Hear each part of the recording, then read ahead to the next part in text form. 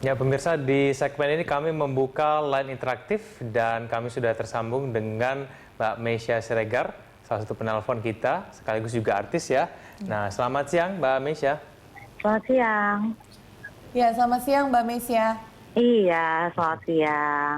Iya, hari ini kita sedang membahas topik kekerasan anak. Apakah Iya. Anda memiliki komentar terhadap pembahasan yang seringkali menjadi perdebatan para orang tua juga nih? Di satu sisi kita ingin mendisiplinkan anak, tapi di sisi lain ada batas-batas yang mungkin sudah dianggap kekerasan, padahal niat awalnya mendidik. Kalau Anda sendiri di rumah seperti apa menerapkannya, Mbak Meisya? Kalau aku pribadi sih sebenarnya yang penting pola asuh yang aku terapin sama anak-anak mencoba untuk jadi orang tua yang asik ya. Orang tua yang asik di sini aku tidak memposisikan diri sebagai ibu yang galak, ibu yang otoriter gitu ya, sehingga membuat anak-anak itu menjadi takut. Jadi target aku adalah bukan membuat anak jadi takut sama orang tuanya, tapi mereka merasa menjadi sahabat. Jadi cara mendisiplinkan sebenarnya way to-nya tuh banyak. Kalau buat aku adalah aku mengajarkan konsekuensi. Jadi seperti misalnya anakku yang pertama umurnya 9 tahun, yang kedua 4,5 tahun, dua-duanya punya challenge yang beda ya. Challenge yang beda untuk bisa menerapkan disiplin. Kalau kakaknya mungkin karena lebih tua, jadi dia sudah terbiasa dengan rutinitas yang seperti itu aja gitu loh. Tapi ketika anakku yang umur 4 tahun, dia lebih semau-maunya. Jadi memang beda tingkatan kesulitannya untuk menerapkan yang namanya disiplin.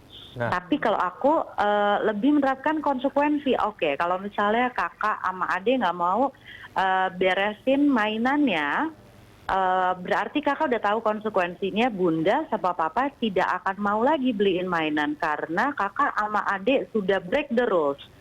Komitmen kita, dealing kita, bunda sama papa mau berikan mainan kalau kalian mau ngeberesin, mau tahu waktu main dan lain sebagainya dengan aturan-aturan komitmen yang kita sepakati sebelumnya.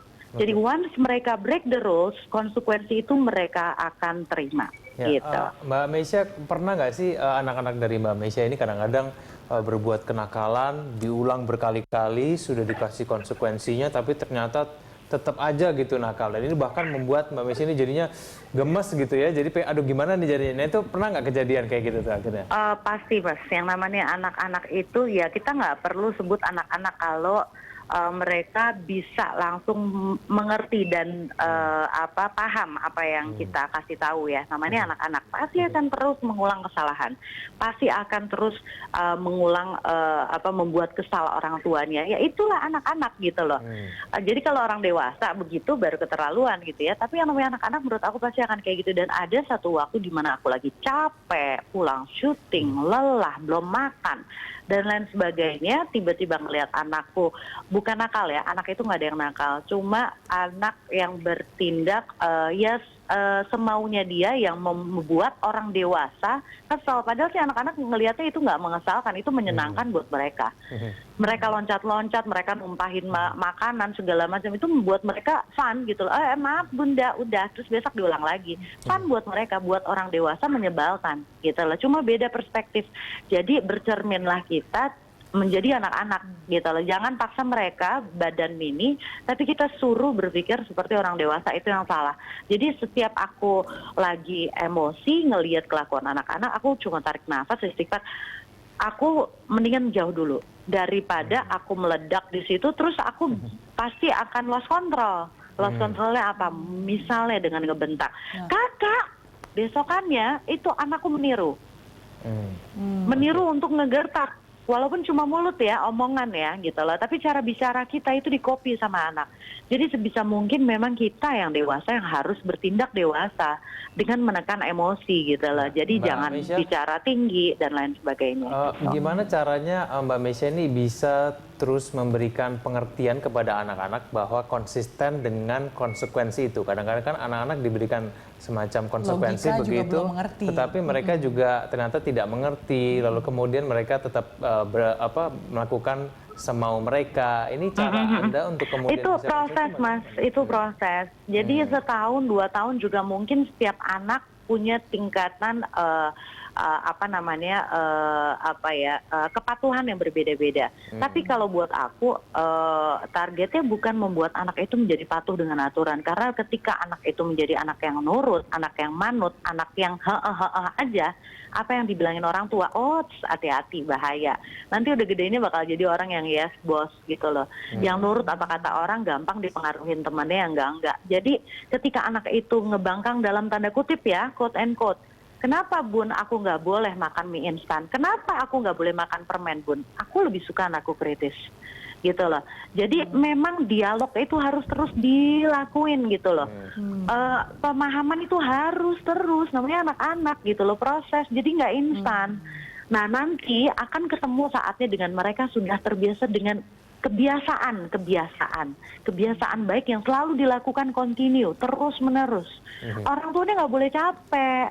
Emang itu PR kita ya, kalau nggak mau capek nggak usah jadi orang tua dong. Nah, Gitu. ini benar sekali quote of the day-nya ya, kalau capek nggak usah jadi orang tua. Seperti kita juga sudah sepakat di segmen sebelumnya, memang full time job ini harus berdialog dengan anak, memperhatikan anak, mengetahui batasan mereka dan karakter mereka masing-masing yang tentunya nggak bisa kita generalisasi secara umum ya. Mbak Meisha, terima kasih banyak sudah berbagi informasi bersama kami siang hari ini. Ya. Mbak Berta, itu tadi kita sudah dengarkan sharing dari Mbak Meisha ya, yang ternyata di rumahnya juga punya parenting style sendiri yang mungkin bisa kita bilang cukup lebih modern ya. Kan kita tahu parenting style di setiap rumah tangga pasti beda-beda ya, dan semakin kesini kita semakin banyak lihat kalau zaman dulu mungkin jarak anak dan orang tua itu lebih hormat, santun, bahkan takut orang tuanya galak dan berjarak gitu ya. Tapi semakin zaman modern gitu ya, saya banyak lihat orang tuh memposisikan sebagai teman sama anaknya. Betul, apakah ini sebuah yang biasa gitu? Sebenarnya kita sudah tahu ya bahwa semakin berkembangnya zaman, itu kan banyak sekali perubahan. Kalau zaman dulu saya didisiplinkan dengan tampar misalnya, atau tunduk, jangan tatap mata orang tua pada saat orang tua berbicara. Tapi justru sekarang kalau kita mendisiplinkan anak, saya berusaha coba tatap mata bunda, coba. Jadi karena kita benar-benar ingin memahami, ingin memberikan pemahaman ke anak bahwa ada rasa sayang nih di Plus saya. minusnya apa dari kedua beda parenting style ini? Sebenarnya bukan beda ya. Kalau saya lebih ke bagaimana menerapkan disiplin atau menerapkan pola asuh ke tiap anak sesuai dengan individu masing-masing. Karena tiap anak berbeda. Seperti saya tadi waktu terapkan di rumah, penerapannya akan berbeda pada saat saya handle si nomor 1 dan nomor 2. Tetapi prinsipnya sama, yaitu yang pertama adalah safe, love, and attention. SLA itu nggak boleh dihilangkan dari hidup kita sebagai parents. Safe itu dalam artian anak kita aman, anak kita terjauh dari kemungkinan-kemungkinan yang bahaya. Love berarti kasih sayang, semua basicnya. Kemudian set rules itu konsistensi. Jadi konsisten terus. Kalau misalnya memang ada sesuatu yang di luar itu atau exception, kita kasih tahu, okay, because this is weekend, so you can just watch TV. Kemudian setelah itu kamu akan begini begitu. But this is only this day. Tapi ada diskusi. Pada saat tidak ada diskusi, dia akan berpikir, wow, I can get away from the discipline yang sudah di-set dari awal. Gitu ya. Gitu. Yang penting konsisten tadi ya. Iya. Oke, baik. Kita juga sekarang sudah terhubung dengan salah satu penelpon. Ada Pak Heru dari Jakarta. Selamat siang Pak Heru. Selamat siang, Berita Satu. Ya, silakan Pak Heru dengan pertanyaan atau komentar Anda.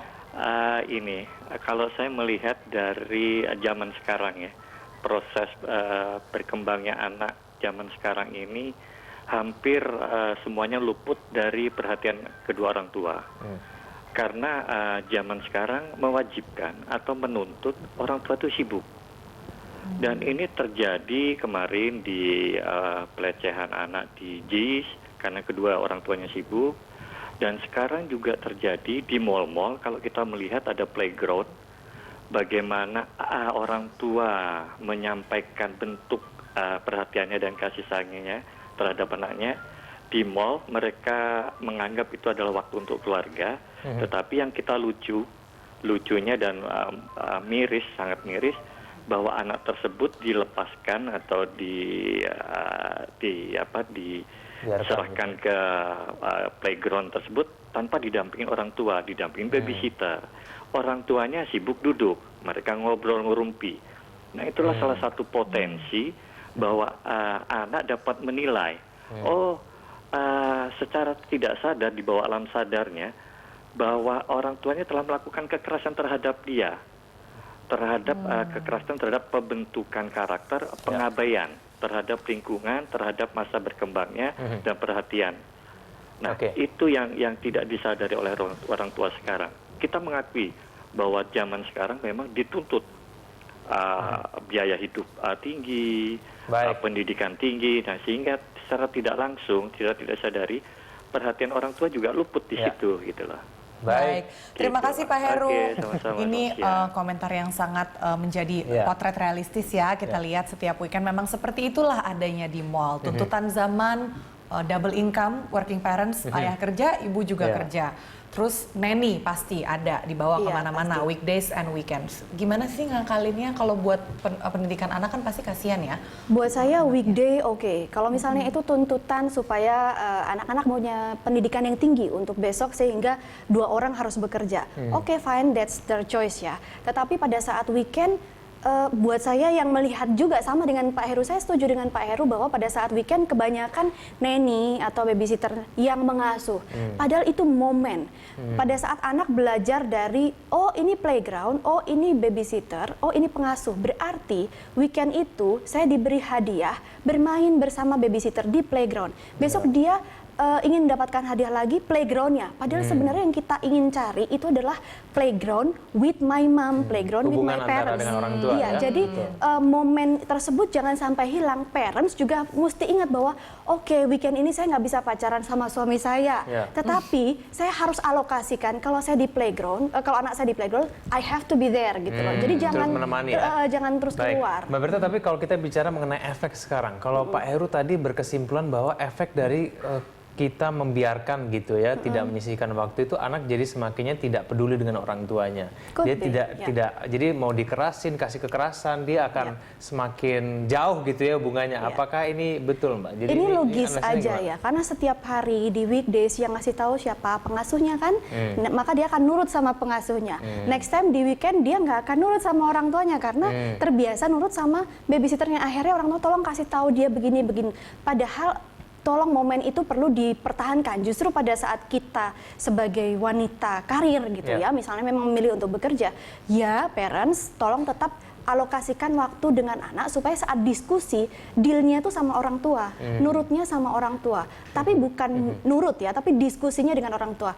Ada hubungan sebab akibat yang harus selalu didiskusikan dengan anak supaya anak tidak hanya say yes to my mom karena for the sake of saya takut gitu ya.